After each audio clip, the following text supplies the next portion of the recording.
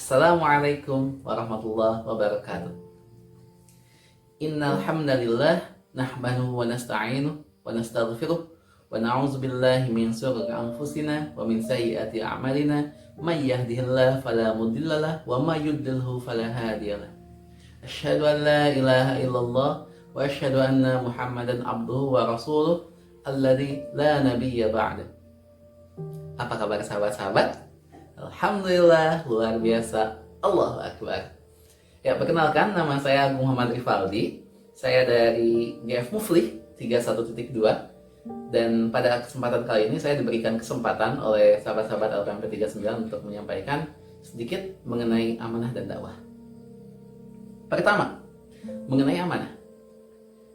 Seperti kita ketahui, ketika kita lahir ke dunia ini, kita membawa beberapa amanah. Yang utama adalah amanah kita kepada Allah. Bahkan semenjak dari alam ruh, apalagi teman-teman yang SHDM pasti sudah tahu, kita sudah bersaksi kepada Allah untuk senantiasa menyembah Allah. Di Quran surat Al-A'raf ayat 172, Allah berkata kepada kita waktu ada di alam ruh, alastu birabbik, bukankah aku Tuhanmu? Dan kita waktu itu dengan lantangnya berkata, bala syahidna. Jadi kita langsung mengiyakan, ya kami bersaksi. Maka itu adalah menjadi amanah kita yang pertama kepada Allah. Amanah kepada Allah yaitu untuk senantiasa menyembahnya. Yang kedua adalah amanah kita terhadap diri kita sendiri. Kita diberikan Allah jasad, pikiran, dan ruh untuk selalu dijaga. Dan itulah tugas kita kepada diri kita sendiri. Kita jaga tubuh kita selalu sehat, jangan sampai obesitas, jangan sampai perutnya buncit, dan jaga dengan nutrisi yang baik. Ya, rajin olahraga. Pokoknya jangan sampai badan kita terkena penyakit yang tidak kita inginkan. Pikiran kita pun sama. Jaga dia dengan cara apa? Banyak berpikir.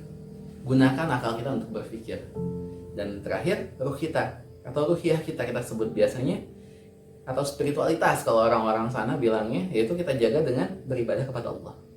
Ketika tiga hal itu sehat, insya Allah itu tandanya kita menjaga amanah Allah terhadap diri kita. Dan amanah yang ketiga, yang bisa dibilang paling berat dan yang akan kita bahas, yaitu amanah kita terhadap orang lain. Apa itu? Yaitu tugas kita terhadap sesama, apalagi kalau bukan yang namanya dakwah. Menyeru orang-orang dari kegelapan menuju cahaya Allah. Menyeru kepada kebaikan dan mengajak untuk menjauhi kemungkaran. Amar ma'ruf nahi mungkar. Kata Allah dalam Quran surat Ali Imran ayat 110, kuntum khairu ummah ukhrijat linnas. Kalian adalah umat terbaik yang dikeluarkan terhadap manusia. Tapi ada syaratnya. Ta'amuruna bil ma'ruf wa tanhauna 'anil munkar. Jadi kita harus bisa mengajak kepada yang baik dan menjauhkan dari keburukan. Tapi itu pun nggak cukup. Itu semua kita lakukan percuma kalau tidak ada basicnya, yaitu wa tu'minuna billah, dan beriman kepada Allah. Maka dasar kita untuk melakukan dakwah adalah iman kita kepada Allah. Kalau misalnya kita dakwah, kita menyeru, tapi basic kita bukan iman kepada Allah, tapi kita cuma gila hormat, nauzubillah gitu ya, percuma. Kita tidak menjadi umat yang terbaik. Maka perbaiki niat kita, perbaiki lagi iman kita, dan berdakwah. Dan dakwah ini ada banyak caranya. Paling umum biasanya para ulama menggolongkan menjadi dua hal. Yang pertama dakwah fardiyah atau dakwah perorangan, yaitu simpelnya adalah ketika ada teman kita yang belum sholat, kita ajak sholat. Misal si A belum sholat, ayo kita sholat. Atau misalnya si A berkata kasar, astagfirullah akhi, janganlah engkau berkata kasar. Itu terlalu lebay sih. Tapi intinya kita ngajak kepada kebenaran dan menjauhkan mereka dari keburukan. Jadi kalau misalnya ada orang, misalnya kita tahu dia misalnya mau ke tempat maksiat, nauzubillah, maka kita ajak dia untuk menjauhi kemungkaran itu. Kita bilang, daripada kamu ke sana, mending ayo main PS bareng saya. Sama aja ya. Itu ya, alihkan dari kemungkaran itu. Ajak kepada kebaikan, ya. Tapi yang paling penting dari dakwah fardiyah ini adalah keluarga kita. Yang paling utama adalah keluarga. Jangan sampai kita ngajak orang lain sholat, kita ngajak orang lain pada kebaikan, tapi kita lupa terhadap keluarga kita sendiri. Kita punya adik kita tidak diajarkan baca Quran. Kita punya kakak yang belum berhijab, tapi kita diamkan. Nauzubillah. Sedangkan Allah sendiri berfirman, ku anfusikum wa ahlikum nar. Jagalah dirimu dan keluargamu dari api neraka. Itu yang paling berat, keluarga. Jangan sampai kita jauh-jauh berdakwah di karisma. Kita membina adik-adik sebandung raya, tapi adik sendiri nauzubillah tidak terbina. Mau kayak gimana kita nantinya? Apa yang mau kita katakan di hadapan Allah? Jadi balik lagi ke keluarga kita. Banyakkan waktu lagi untuk keluarga, tapi jangan sampai dakwah keluar pun tertunda. Jadi seimbang lah, keluarga yang utama, keluar pun tetap ada dakwahnya. Dan tadi dakwah fardiyah. Yang kedua adalah dakwah jam'iyah atau dakwah bersama-sama. Bahasa kerennya berorganisasi, dakwah dalam organisasi. Salah satunya di karisma ini. Jadi kita di karisma ini bukan cuma pengen nyari pengalaman organisasi. Salah kalau kita cuma nyari pengalaman. Kita di karisma ini berjuang, berdakwah untuk Allah. Karisma ini adalah ladang dakwah kita. Maka di dalamnya setiap komponennya adalah berharga. Jangan sampai mentang-mentang saya ketua, saya yang paling penting. Lalu si anggotanya, yaudah saya emang gak penting, kabur aja. Enggak, nauzubillah. Jadi namanya organisasi dakwah, setiap komponennya itu sangat berarti. Tidak ada peran yang kecil. Sebesar apapun perannya, laksanakan. Karena setiap peran itu selalu berarti. Bayangkan sebuah mesin, ada bautnya yang longgar.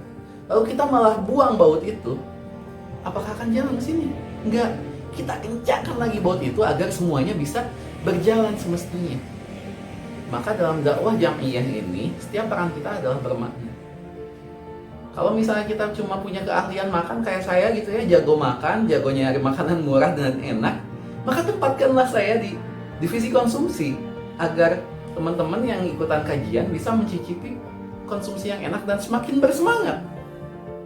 Atau misalnya teman saya misal nggak bisa nyari konsumsi kayak gitu, nggak bisa, tapi dia jago grafis, jago desain grafis, maka tempatkanlah dia sebagai pembuat poster misalnya.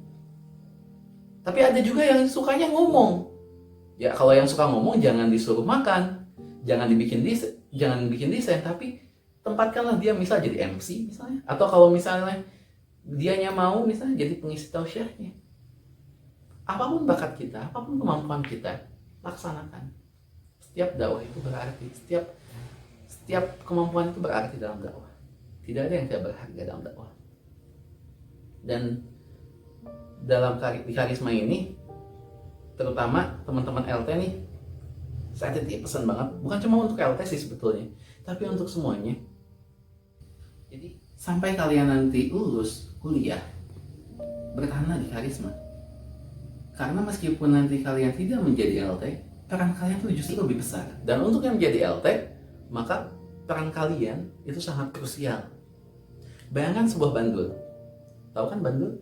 Yang goyang-goyang gitu ya, seperti ayunan. Anggaplah bandul itu adalah organisasi kita. Maka orang-orang yang paling atas adalah pimpinannya. Sedikit saja tergerak pimpinannya itu, maka semuanya bisa ikut gerak. Maka jaga agar setiap pergerakan itu sesuai dengan jalan yang benar. Jangan sampai melenceng. Anggapun dengan yang bukan jadi LT, support kalian ini sangat berarti. Jangan tinggalkan teman-teman kalian yang cuma 7 orang itu. Bayangkan 2 GF memimpin sebuah organisasi. Oke lah pemimpinnya 1, tapi yang lainnya mensupport. Dibandingkan dengan hanya 7 orang yang lainnya setelah tidak terpilih jadi LT, kabur. Maka bandingkan mana yang akan lebih kuat. Jadi teman-teman sekalian, karisma ini adalah ladang dakwah kita. Manfaatkan sebaik-baiknya. Kita di sini bukan untuk main-main, tapi kita di sini untuk Allah. Seperti setiap doa kita, setiap sholat kita minta kepada Allah, ihdinas siratal mustaqim. Tunjukkan kami jalan yang lurus. Maka inilah jalan yang lurus itu salah satunya. Jalan dakwah. Jangan tinggalkan jalan dakwah ini. Sekian mungkin dari saya. Mohon maaf kalau misalnya ada kesalahan.